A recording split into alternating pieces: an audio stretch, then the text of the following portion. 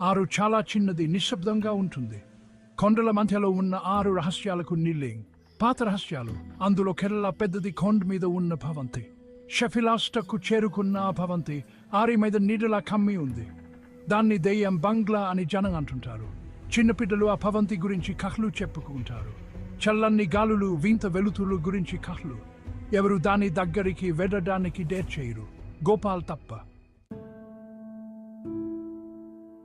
గోపాల్ ఆ భవంతిలో ఒంటరిగా నివసిస్తున్నాడు.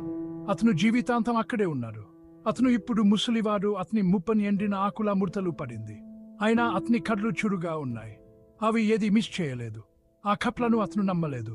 అవన్నీ అతను ఇంతకు ముందే విన్నాడు. చీకట్లో మూర్ఖుల గుసగుసలు. ఆ భవంతి అతని ఇల్లు.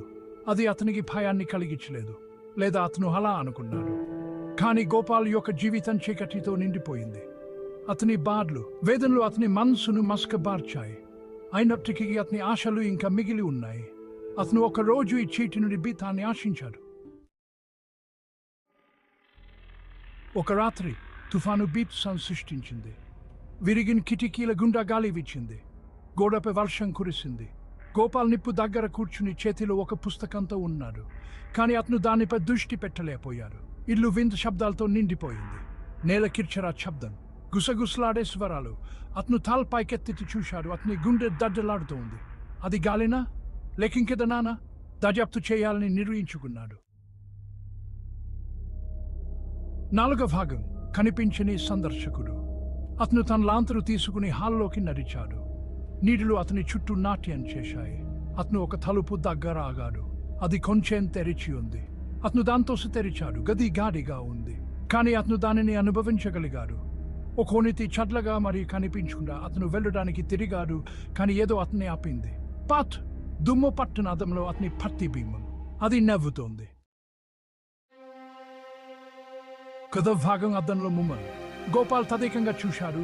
అతని రక్తం గడ్డలుతోంది. అద్దంలో కనిపించే ప్రతిబింబం అతనిది కాదు. అతను ఒక యువకుడు.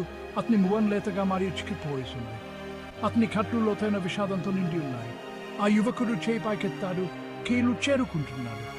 గోపాల్ వెనక్కి తగ్గాడు. అతని లాంతరు పడిపోయింది. జ్వాల రెపరెపలాడి ఆరిపోయింది.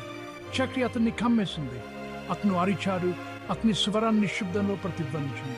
అతను కళ్ళు తెరిచేసరికి సూర్యుడు తెస్తున్నాడు. 6వ భాగం. ఒంటరితన యొక్క వారసత్వం. అతను తిరిగి అద్దం దగ్గరికి పరిగెత్తాడు.